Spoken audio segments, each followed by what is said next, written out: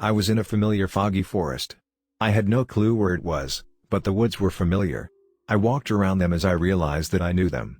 Of course it was hard to tell, all the trees and terrain looked oddly similar. I wondered for some time, trying to recall anything. My mind was as foggy as the forest. As I walked, the forest got stranger, strange calls came from the distance.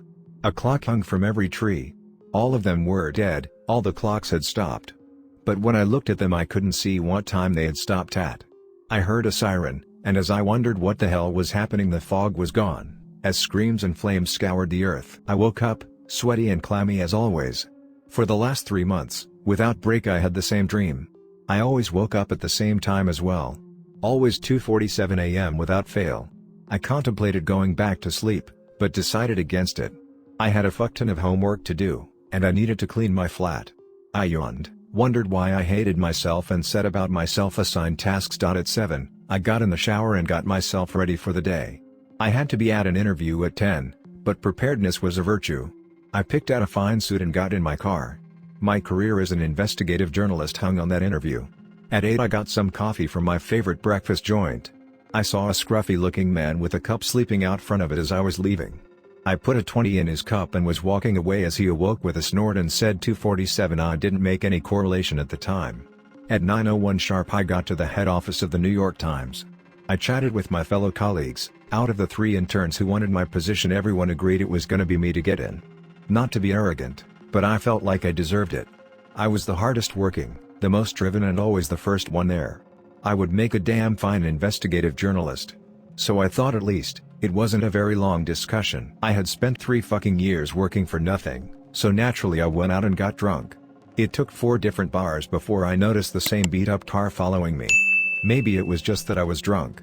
I park at the next bar at 2. I waited around. The beat-up red Ford rounded a corner. So I was just being drunk and paranoid. I felt stupid for thinking I was being followed, and decided the solution was more drink. I went into the bar, thankful that it was low down enough to serve a fucking drink, instead of some weak piss water. I was into my 4th cup of whiskey on the rocks when I saw the homeless man from earlier drinking. I walked over to him and we made small talk. He was grateful for the charity that allotted him the drinks. I was just drinking to get drunk. After a while he looked down at his watch and said, "Well boy, it's been nice talking to you. But it's time now, best of luck to you, stranger." With that he left through the front door. I looked down at my watch and saw that it was 2:45. Then I remembered what the hobo had said in his sleep. As I stumbled outside, I heard rumbling. At first I thought it was a building falling. But then I got an emergency alert on my phone. Missiles were headed straight for New York. I ran inside at 2:47 p.m. The missiles haven't stopped falling. It's like rain, and it's only by luck that the bar hasn't been hit yet. It took a while before I remembered my dream. At 2:47, the time I woke up after a dream of death and fire, missiles hit the city I lived in. As I looked through the internet on my data, praying my phone doesn't die because the power is out, I came to a worse conclusion. Something worse is going to happen at 2:47 a.m. It's 5 p.m. now, and the missiles and bombs haven't stopped. There is no escape. What you are receiving is an advertisement for Otherworld Tech Incorporated. Don't like this life? For a price you can get a new one. Here's a start to an adventure you could have. The tavern I sat in was all brown. The counter, the walls, the stool and even the drinks. I shifted uncomfortably and looked around. A swanky bard was trying to get under the dress of a barmaid. A group of mercenaries sat boisterously laughing and drinking. Everything here was shit. Especially the brown. A tired man walked up to me from the other side of the counter and asked, "Any drinks you want to buy?" I said back quietly, "No, just a meat pie and board for a night." I put the coin down and the man went about his business after shouting angrily to the bard, "Stay off my daughter's tits." After some time the pie came and the bard did his job. Some song about tossing coins. As I was eating, the owner walked up to the mercenaries. Things got heated as I finished my meal. The owner wanted money, the mercenaries wanted drink. I wanted some quiet. The biggest man in the group pushed the owner over as I approached from behind. "Why don't you just give the man his cash? You've had more than enough drinks," I said as he drunkenly spun around. He towered over me as he tried to push me back. I slapped his hands, and a smaller, wiry man got up, putting himself between us. "Look, how about you just mind your own business? We're on a very important, holy crusade." His ability level was as shitty as the color scheme, and I sardonically replied, "For what church?" You must follow the Heeson Church, it's the only one left out here.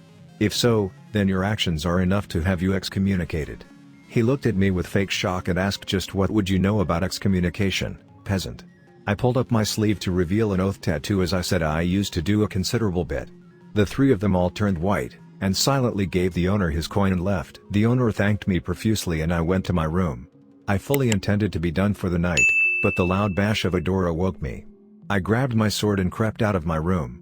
The main room was filled with a dark fog, and a dull eldritch being stood in the center of the room. I readied my stance for a fight as it chuckled and asked, "O moral knight, where may demonstrator be?" I was confused by the fact it spoke, but replied, "I don't know." It chuckled a bit more and asked, "What's the deal with the sword? It's not like you could fight me and win. Do you want to die honorably or something?" I nodded my head and said, "I don't deserve that, but a tavern owner and his daughter don't deserve you." This time it laughed maniacally as it wheezed, "I'm sure you're the perfect judge on what should happen to families. I mean the bard, I've come to collect. Hopefully my other business here goes better." The screams woke up the owner, whose name was Gerald. I explained to him what happened, and we had to carry the body to the back. I helped him dig the hole. As we dug he asked, "So, you're a paladin, eh?" I curtly replied with, "Not anymore." He kept probing and asked, "Are Rhea an oathbreaker?" I stopped digging for a moment so I could fight back the memories. I said solemnly, "No. I left of my own accord." He didn't probe further as we put the young man in the ground. Gerald offered me lunch, and as we ate he said, "I suppose it'd be unfair to not offer you some payment after all of this, so I'll let you stay free a few nights. Unless you've got some other plans?" I replied with, "I have no plans, but I'll be gone soon." Gerald nodded and said, "If you're after coin, then talk to the rangers.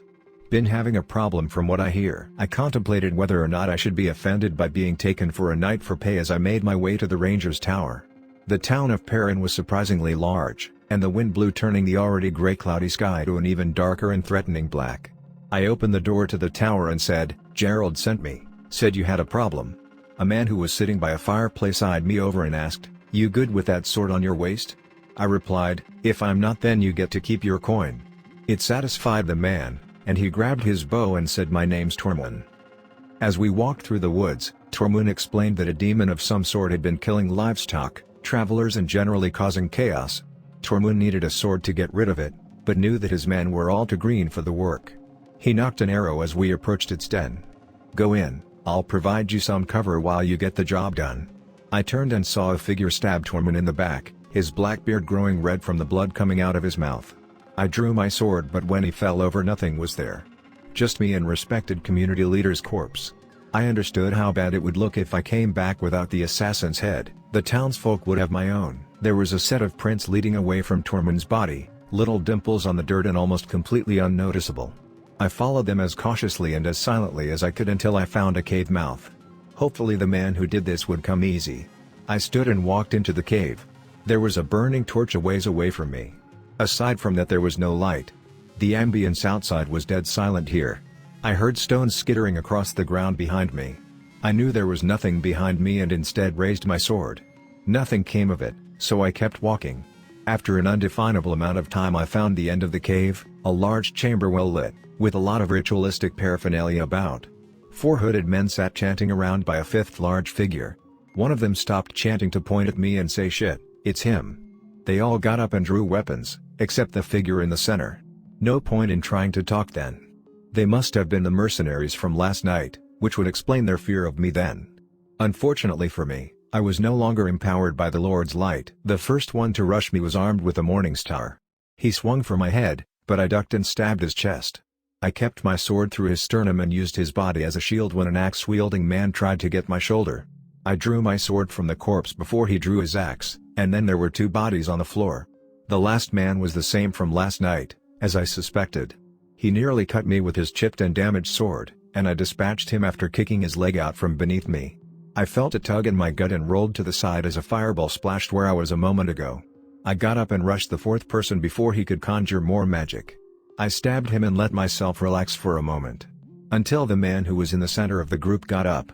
He was the large man from last night, but now even more built. His hands were the size of my head. He picked up a claymore like it was a toy. His eyes were all red, and it was clear he was challenging me. As he rushed me, it was all I could do to block his strikes. Each blow was enough to numb my arms and break my guard. I kept backing up through the cave. We were quickly outside the cave. I tried to maneuver to a superior position. I kicked up dust, and as he rubbed his eyes he swung violently. I struck then and chopped his hand off. He shrieked as his hand and sword fell, and then he picked me up. Whatever dark ritual I had interrupted had given this man impossible strength, and he threw me into a tree like a child throws a doll. I was stunned and struggling to get up as he picked me up again and began squeezing. I was going to die, and I deserved it. As I screamed in pain I freed my arm and stabbed him in the throat. I watched the blood spurt out of his throat. He dropped me and clutched his neck, trying to hold his life in, but he fell nonetheless. Then everything faded to black.